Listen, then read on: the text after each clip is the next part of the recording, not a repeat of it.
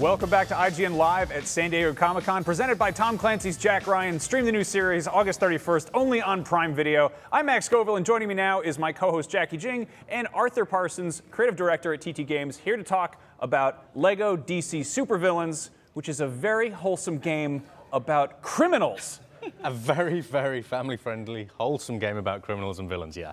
Now, we spoke about this at E3. This is a game about exactly what it sounds like. It's about being bad. Yep. What can you tell us about what you've got new to show off here?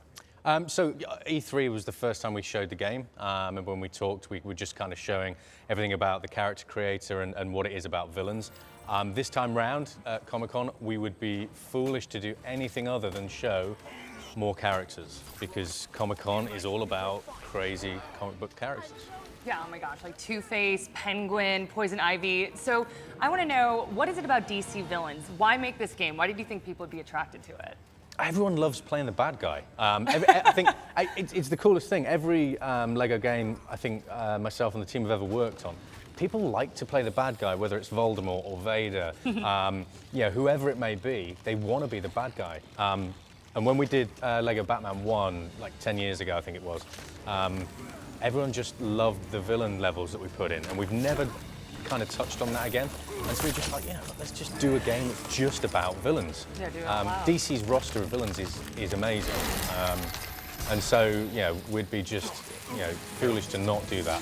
And I think, since we've announced it, everyone's just like, oh my God, this is going to be cool. It's just every villain, every one of the best villains ever in one game, which is great. So this level that we're showing actually is, I think this is like level 4 in the game.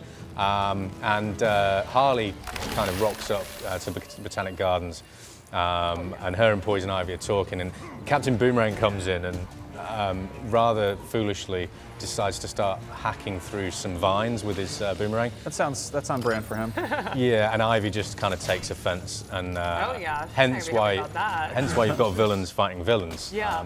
Now, so in addition to a huge roster of, I imagine, very deep-cut characters, it's also a big focus here is like character creation, which you guys have always had that, but this is kind of the first time that it's been really like, it's not just like a minifig, it's a character. Yeah, and that's the thing. We do a lot of work with our audience through focus tests, and we kind of found that there's this kind of strong emotional drive for people to have their own character and like be able to put that character front and center in the story. So that's kind of why we did it with this. You make your own character who throughout the game will upgrade and get more powers, and they become a really strong focus for the story. Ultimately, believe it or not, culminating in like when the story reaches its crescendo, that character you've created is kind of pivotal to the outcome of the game, which is really cool. So does the custom character, do they speak? Do they have a personality? Are you able to choose that? You can choose, I can't remember how many, I think there's like 30 different voices. So you can pick your character and whether they're sort of like kind of really high-pitched chipmunky or like really deep or however you want them to be, and you can kind of assign their personality to them.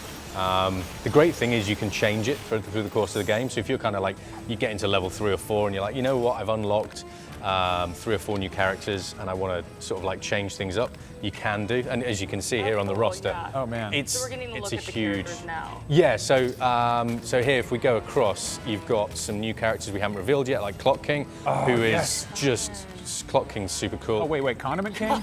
Get him out here. So here we go. So Clock King's really cool. Okay. And like the words, some of his lines are just silly. Yeah. He's got this kind of special where he's got this ridiculous clock that runs around and it explodes. So he's got some really cool specials. But this is the great thing about the game. Yes, we've got the Jokers, the Harleys, the Penguins, Catwoman, all the real top tier. And then it wouldn't be a TT Games LEGO game without us like exploring the ridiculous.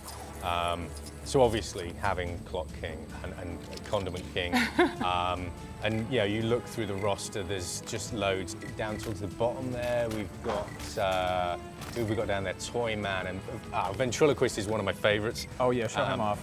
Yeah. There's so many. Who's your favorite in the Injustice League? Oh, in the Injustice League? Yeah. I would say Owlman. Okay. Because he's just like so super serious but super evil compared to obviously to Batman. But the Injustice League are cool, and obviously they're a key part of the story. The sort of the bouncing around between them.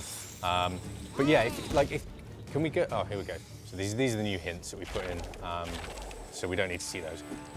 We're not playing that right now. But yeah, if we can go back to Ventriloquist, because some of his moves are like the best moves in the game. So he's got.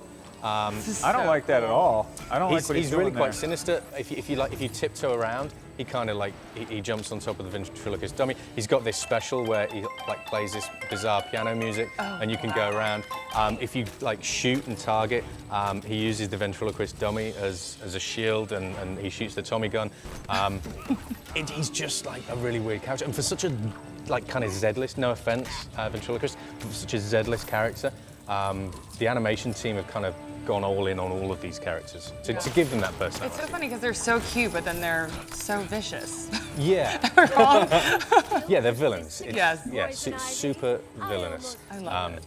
But yeah, it's one of those things when it comes to characters and personality. Everyone has a favorite villain, so we try to please everybody. Any interesting fan favorites? Well, I guess we've got Toyman. Like ones that people are like, oh, Clayface. Everyone keeps asking about Clayface. Oh, yeah. Clayface People love is Clayface amazing. because Clayface can shrink down small, Clayface can transform big. Yeah, it's such a sad, tragic story. Well, I don't know. That's why I always had love Clayface. that realization that what is it, Feet of Clay, the animated series thing. I was like, oh, that's not a thing a child should have watched. That's I know. Oh my god. And that's what I love about Lego DC superheroes or supervillains is there's a lot of murderers in there, but they're all very cute. Yes, yeah, exactly. they're friendly murderers. Yeah. You have a prop there Yes, from. yeah. Yeah, I What did you do. bring Yeah. in for us? So this here is if you pre-order the game, this is the exclusive minifig you get, which is Lex in his Superman power suit, which is integral to the story. No spoilers there. But it's a super cool minifig that you get for pre-ordering. And the deluxe edition has got a season pass full of cool stuff. We just announced one of there's I think 4 character packs, 6 level packs. One of the character packs is in a villain's game is actually Heroes. So it's DC TV Heroes, Nice. Green Good Arrow, Flash. Good. You That's guys, a cool toy. you guys always deliver on that front, and I'm sure you'll have more at Gamescom coming up. Yeah, always. Beautiful. Thanks, Arthur. Lego DC Supervillains is out on October 16th for Xbox One, PS4, PC, and Nintendo Switch. We're going to take a short break, but when we get back, we are talking to the cast of Night Flyers, a brand new sci-fi show from Game of Thrones creator George R.R. Martin, and later, the cast of The Predator will be over here. Don't go anywhere. I mean that. I'll find you.